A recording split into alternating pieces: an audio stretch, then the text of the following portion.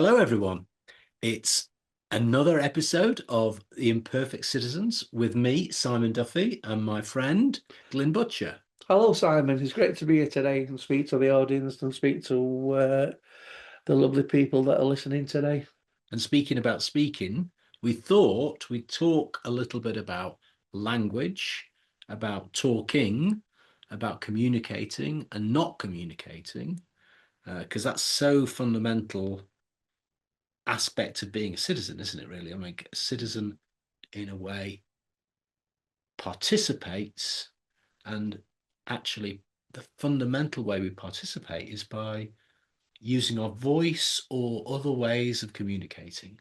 And when that shuts down, really our citizenship is in big trouble, isn't it?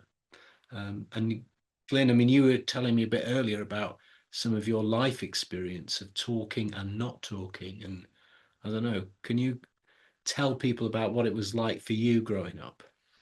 Well, growing up, I spent a lot of my life not talking. That my form of communication was silence. I lived in a scary world with domestic abuse, physical violence. I lived in a world with drugs and alcohol. I lived in an environment where it wasn't safe to speak up. You learn to stay quiet. Mm. I lived in an environment or grew up in an environment at school. I were always told to be quiet. I was told that my opinions weren't really valued, that other people knew better than me. Growing up in the mental health system, you weren't encouraged to speak out anyway, because if you spoke out, you were a problem, and then people got rid of problems. As an autistic person as well, I used to spend weeks and weeks without speaking then to anyone. I was communicating all right. I was screaming right loud inside. I was screaming out. I was communicating through self-harm. I was cutting my wrists and cutting my legs and taking drugs, and I was communicating in lots of negative ways, but I wasn't speaking. I wasn't speaking like I am doing now. For me to be able to speak like I do today with you, Simon, is because I feel safe. Most of my life, I never felt safe anywhere. So if we really want people to speak out and be part of our citizenship, of our society, of our neighbourhoods, of our boroughs, well, globally throughout the world, people need to be able to feel safe to speak out. Look what's happening in Iran today, people can't speak out. So my personal experience were a lot of my life were in silence. I suffered in silence because I felt as though I didn't have anything valuable today. Sorry, anything valuable to say, because I was taught that I wasn't valuable. I've never thought about it like this, but what you just said made me think about a really important distinction between speaking and communicating. And I suppose I would have tended to put those two things together. But what you're saying is, in a way, the silent scream, the self-harm, the behavior that's caught and trapped of somebody who can't feels like they're not connecting is communication still. It's communication. It's sending vibrations out, but it isn't speaking in the sense of, I think it's something like bridge building, isn't it? It's Yeah. something about the process by which speaking is dialogue. It's actually inviting response. It's building something together, building understanding together, isn't it? And also, if I'm Yeah, speaking, go. I'm also seen, and I didn't want to be seen, because in my world, to be seen, then you stood out, Yeah, and if you stood out, that's when you were financially, physically, mentally yeah, abused, because all of a sudden you're in somebody's outline. So I didn't speak out because I didn't want to be noticed. Because when I speak, there's noise, there's volume, there's words, there's synonyms, there's energy. Or I did anything not to be seen. But when I stood on a bridge and my legs are hanging over the other side, and I'm suicidal, I'm going to throw myself in. And there's ambulances and there's the police cars, there's mental health services. They're sat there waiting to talk me down.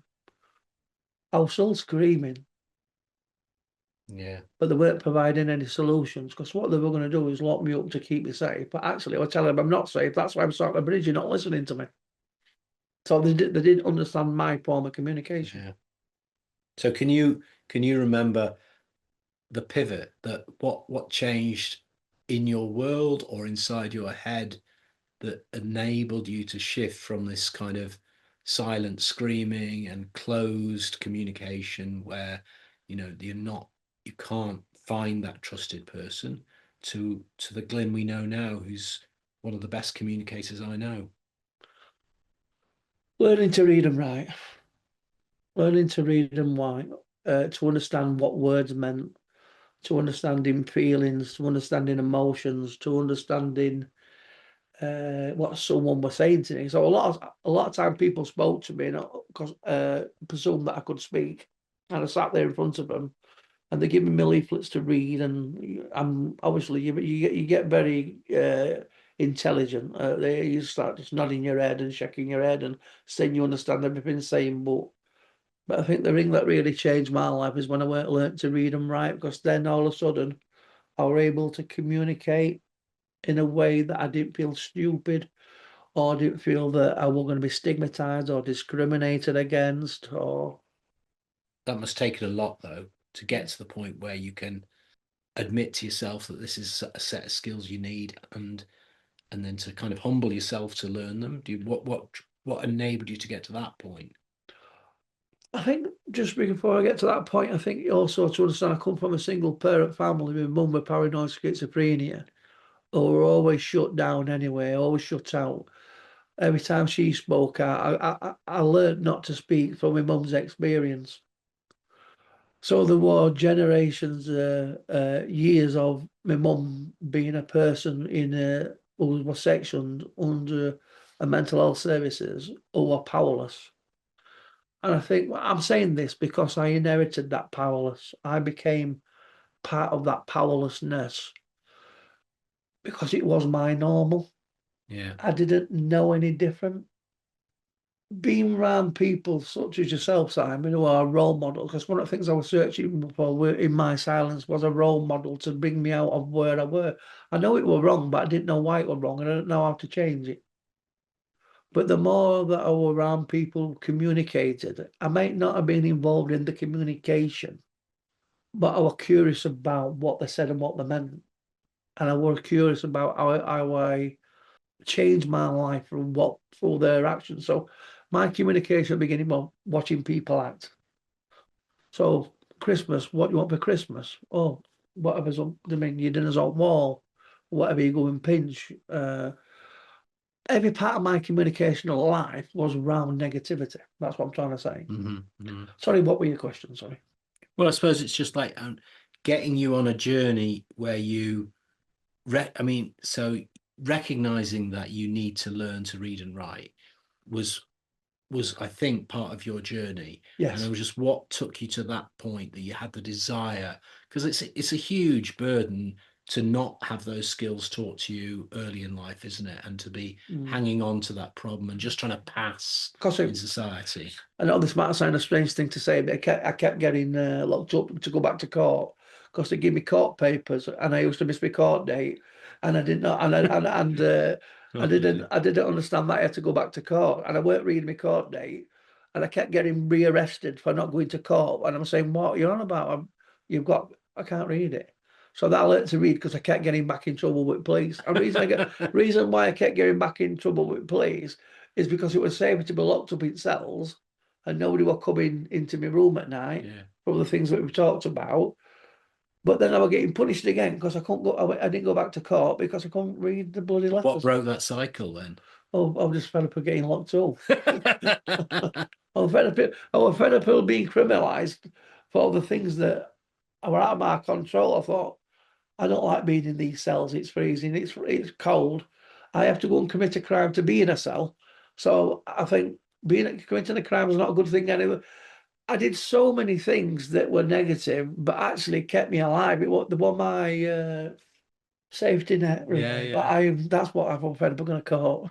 And so where did you go to get the skills? How did you actually just get set about the business of learning to read and write? I learned in KFC on Corporation Street in Rotherham. Upstairs, there were a night school. And I didn't tell anybody because they'd put me down.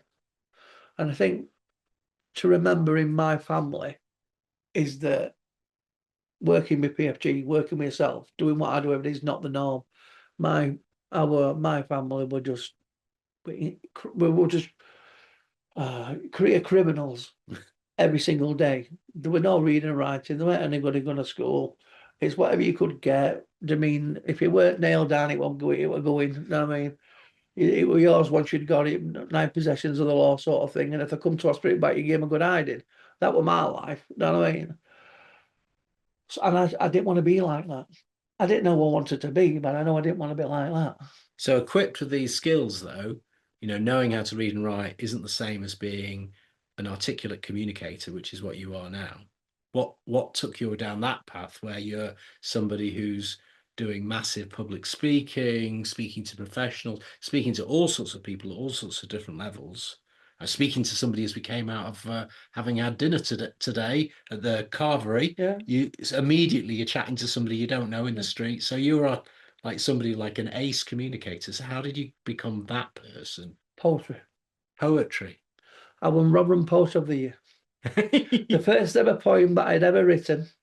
I were coming here with Michelle back. We had a poetry group here Wow. at the Wellness Centre. My claim to fame, I beat Ian McMillan in the first. He was absolutely decimated. He thought he'd had it in the bag, and I'd written a poem called Tears. Tears are like diamonds falling from the eyes, valuable, precious, forged in the integrity of the soul. Alas, in grief, these jewels that we cannot buy back that which we have lost. Rather, they decorate in beauty a precious memorial in the road that is our lives. And I won Rotherham Poet of the Year, and it absolutely blew me away. Wow. I didn't know that. Yeah, Fantastic. yeah, yeah, Where yeah. is that published? It's been published in on the internet and other various places, just online and stuff. Oh, so there, when you found your voice, you really found your voice, I didn't won't you? stop speaking. Once I found my voice, I won't stop speaking. And then I went from night school. I've had about 10,000 hours of therapy for psychological therapy of things that's happened to me. But then I went from learning to read and write. I went to do my maths at Dinnington College because you needed maths to go into university. I did level one, level two counselling skills at Rotherham College. Oh, sorry, level one, level two, level three, but they won't let me on until level four. So I thought I'm not. I'd already got my courage by then, so I went straight to university and did level five, four, five, and six. Amazing. And I spent 10 years in education from Yeah, nothing. yeah. It's brilliant. And now you're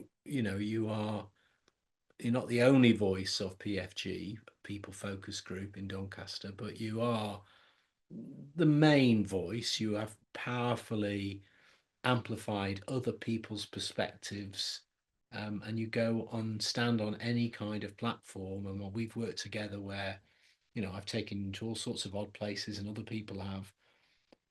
I mean, a lot of very common experience, like a thing that makes people speechless, is just fear of particularly public speaking. Do you have that fear? How do you manage that fear? We all have a fear, and I think anybody who does public speaking and they end up feel fear, then there's something wrong with them because fear is natural. I've learned to embrace fear for all the fear that I've ever felt. So I'm fearless now. I don't, I'm not frightened of fear. Yeah. I'm not frightened of action. I'm frightened of inaction. Yeah, I'm not frightened of having a voice. I'm frightened of not speaking out yeah, when I have the opportunity. I have a set of morals and principles now that I'm here to speak out for people who can't speak out. So I find it a calling from God, really. I found it a gift. And when I go on a stage, I use mindfulness. I'm in a circle with a blue sky, with sun shining down on me. I'm in there with a dolphin because when I went to Spain, I had experienced being with dolphin and the calmness of dolphin, the energy from a dolphin. So when I'm walking up and around the stage, or even when I'm doing the presentations, I did a presentation at Oxford University to student psychiatrists about hearing voices and stuff. I'm in my circle at any moment where I feel safe. wonderful, wonderful. I'm always the one bringing up weird philosophical observations, but my favorite philosopher really is Hannah Arendt, this German Jewish philosopher from the 20th century, and she talked about speech as a form of action again, and as the basic thing citizens have to do. And so, in a way, what a community needs is a place where people can come together to speak. Like that's where it all starts, because then people can present themselves, present their ideas, but them in a way that then leads to the action that builds community. Mm. Um, which, in a way, is I kind of think a lot of what PFG and Citizen Network are now trying to Mm. make happen, isn't it? In Yes. in communities, is we Healthy it's people. missing, isn't it? This ability, I think, for people to come together and speak together, to plan together, to organize together, Mm. has somehow disappeared from our Yeah. lives. I spend a lot of time in prayer as well. I'm a Christian. I pray a lot to Jesus and the Father. So praying a lot and reading my Bible is enabled me to speak out, enabled me to understand myself. Has really given me the confidence to be able to share what I feel and share what I think, and it's okay to be me. I've learned it's okay to be me, and it's okay to be wrong. The major thing that stopped me from speaking is being wrong, and the fear of being Mm. wrong, and the fear of being judged, and the fear of being criticised, and the fear of not being liked, or the fear. And I just left that at the foot of the Father, at the cross. So that also enables me to be fearless. Yeah, like Daniel with the lion. Yeah, yeah, amazing. And I guess the other thing about language that's interesting, though, isn't it? I mean, is finding the right words. Mm. I mean, one of the things that I think throughout my actually yesterday I was listening to a webinar from some great guys were talking who are using an idea that I developed in 30 years ago called an individual service fund. But they said, first thing they said, these are two guys with learning disabilities, is that was terrible social work language. We didn't know what that was. So we call it my support money. Mm. And I was talking to them afterwards, just saying, well, it's funny, isn't it? You know, when I was inventing the idea and then trying to invent words to go along with the idea, often what you're doing is you find language that tries to make the idea sound kind of complicated, sound professional. And partially the justification for this, and I think this is the thing with all jargon, is you're trying to get your idea accepted by the high ups, by the system, by professionals. So you speak their language. But the problem is you then create this kind of distance, don't you, between Mm. what the language of one group and really the language of the Mm. community, the language of ordinary citizens. I think this is an ongoing battle. I know you've been very active talking about some of this stuff with the mental health services in Yeah. Rotherham, haven't you? When talking about language, how it's being empowering or disempowering or judgmental, service user. We're not service users, we're citizens, we're people. I'm not your service user. I'm not your patient. I'm not a person with lived experience. I'm a person with living experience. I'm not dead yet. I'm still alive. I'm not lived. I'm living.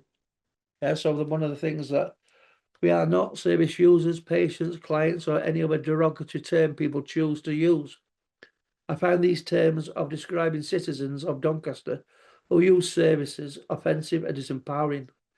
These negative terms place an unnecessary inequality between people and services. So when people use these terms, I call it in and call it Yeah, out. If somebody is running a seminar or an event and they say, if I service users and patients, I vote with my feet, I don't attend, I won't go yeah, until they change the language about people being people. We're not complex, we're not hard to reach. We're here, where are you? It's services that are hard to reach, not people. You know what I mean? I've yeah, been here all the time. yeah, Yeah, yeah. yeah, yeah, Culture is the culture. Yeah, your culture is that you don't know how to speak to people with a disability because we fear of us wanting something from you. yeah, And all we want from you is the same respect that you do. yeah. I remember writing all these policies actually when I created this organisation, Inclusion Glasgow, and all of our policies never used any words like service user. Like it was No. just like, why would you? But people would come up, but what do you call people? Well, we call people people. We call them by their name. We don't, it's never necessary to use any of this language. The only times you use it are to create distance, to imagine that some people somehow occupy some special, really lower status to you. In ordinary way of working, you don't need to have any of these terms at all. I found myself when people used derogatory language against me or against the people that I work with, or I find it is a form of elitism where they try to exclude us. People are being excluded on purpose. Yeah, and I ain't buying to that. Yeah. And we're trying to find language, aren't we? I get citizen's an interesting word, and it's in our podcast. It's an interesting word because it's a bit distancing, I think. Like some people go like, well, what's that? Why do I really want to be a citizen? But I suppose it's also meant to be, and I think it is, elevating and it's inclusive. So it does include everyone. It can include everyone if you choose to include everyone. And so I suppose that's why, like, some words are in that way special. I think we can't get rid of all of the complexity of language because it's part of its richness, isn't it? Being a citizen to me means I belong to someone bigger. Means that I belong. Yeah, yeah. So that's what citizenship. Citizenship will mean something different to everybody, but for me, it means a sense of belonging. Shall we draw this episode to a close, Glyn? Yes, thank you very much, Simon. Thank you Yeah, for your thank time. you. Thank you. Very powerful. Thank you.